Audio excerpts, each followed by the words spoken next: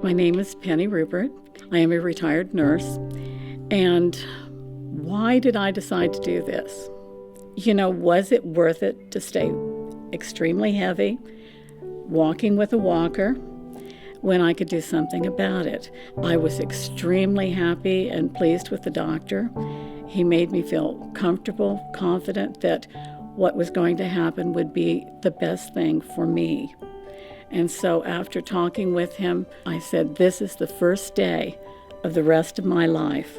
A lot of these patients have tried over the years to lose weight, and they do for a while, and they might gain weight, but they've never been successful long term. And this is a tool, when used properly, is going to allow them to enjoy their life again. Everybody has different goals coming in. Some patients see it as, I'm successful if I'm able to play with my grandkids and just follow the grandkids around. And if they lose enough weight, have increased mobility, are able to do that, that's success to them, and that's success to me. Starting with the adjustable gastric band. The adjustable gastric band is a band of silicone that's placed over the top of the stomach, and it's purely a restrictive procedure, so it really doesn't do anything as far as malabsorption. It restricts how much someone can eat. The second procedure is a sleeve gastrectomy, where we remove 80% of the stomach and leave a small skinny tube of stomach behind. That also is a restrictive procedure. The gastric bypass is the third procedure that we offer at Mount Carmel, where we create a very small pouch of stomach, and then we bring up a loop of small intestine up to that small gastric pouch, so creating some malabsorption because we're bypassing a significant portion of the gastrointestinal tract.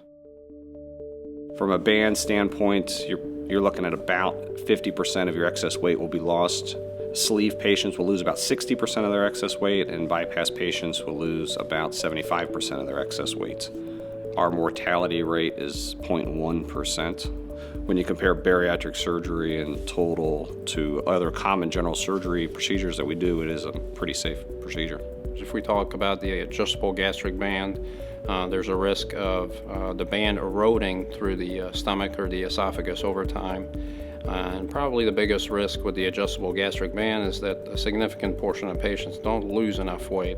As far as the sleeve gastrectomy, probably the most significant risk would be bleeding. The second would be the risk of a leak after surgery. That's very rare, but when it happens can be a pesky problem to deal with, but we're talking less than a 1% risk. Bowel obstruction and malabsorption we see more with the gastric bypass. It's not common to have readmissions after bariatric surgery. It's probably about 5% or less of our patients are brought back into the hospital for problems, whether it's dehydration, nausea, and usually that's a short-lived problem after bariatric surgery. Diabetes is one of the big ones.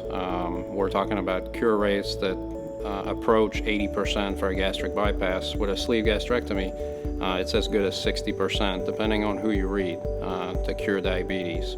As far as hypertension, high blood pressure, most of the time we see that patients after the surgery will not be completely off their medications, but usually they'll be able to come off about half of those medications or cut down the dosage.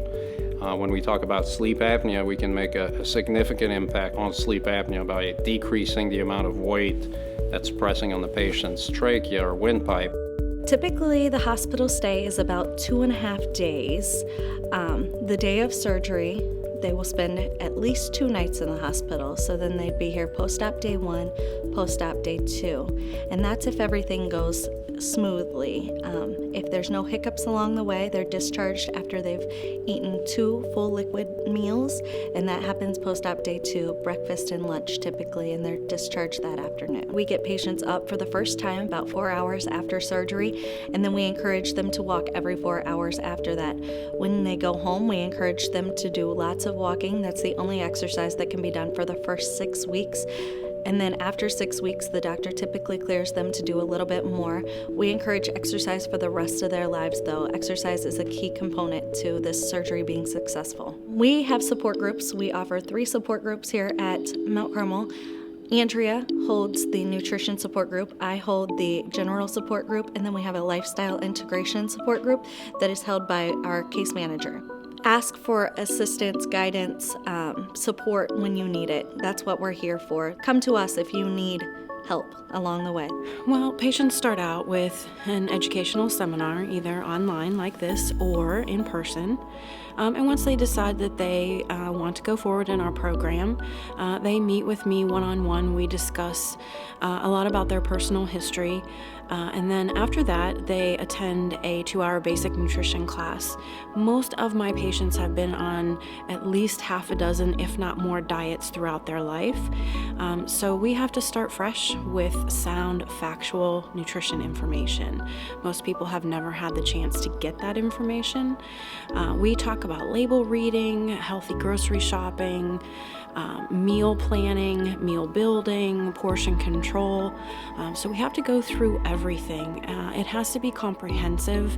I need to give patients the tools that they need to feed themselves for the rest of their life.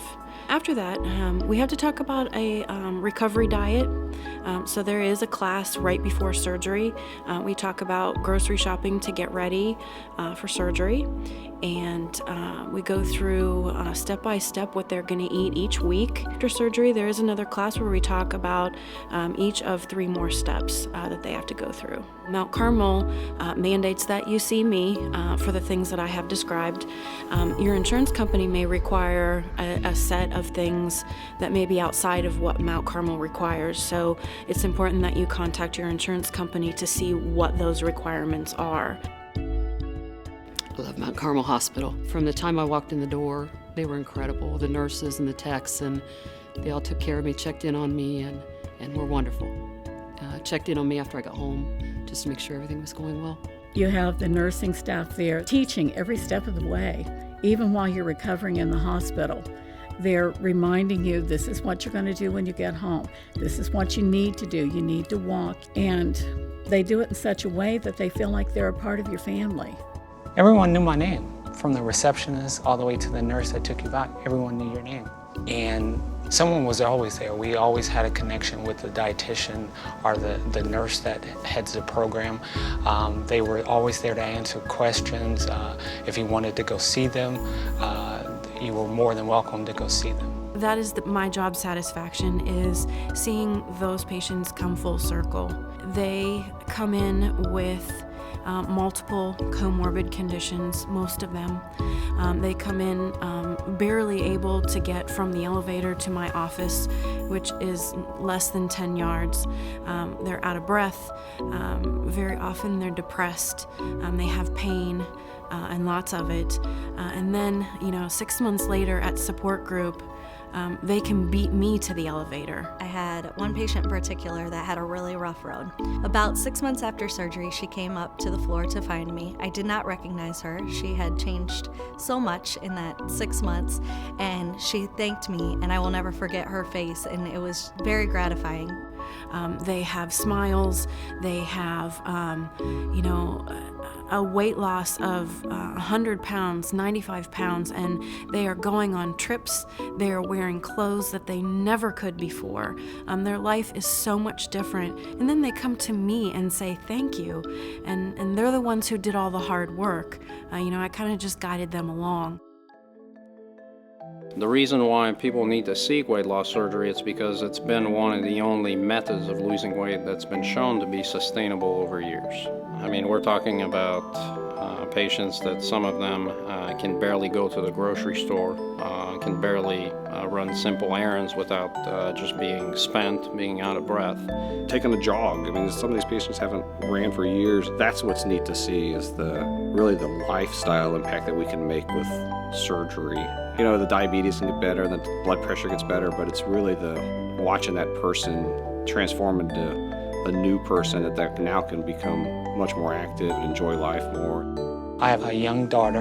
I'm able to go to the park with her, slide down the slide with her. Before, I could not really slide down the slide because I was so big. I know that's a small thing. It sounds like a small thing, but it was huge to me.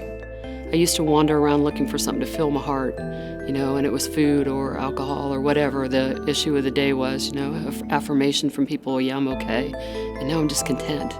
I don't look for that. It's an easier lifestyle than what it was before. That's the biggest decision, is that you have to decide that you're worth the effort of doing this. And once your mind's set, just follow it with all the focus you've got, because I wouldn't change it for anything.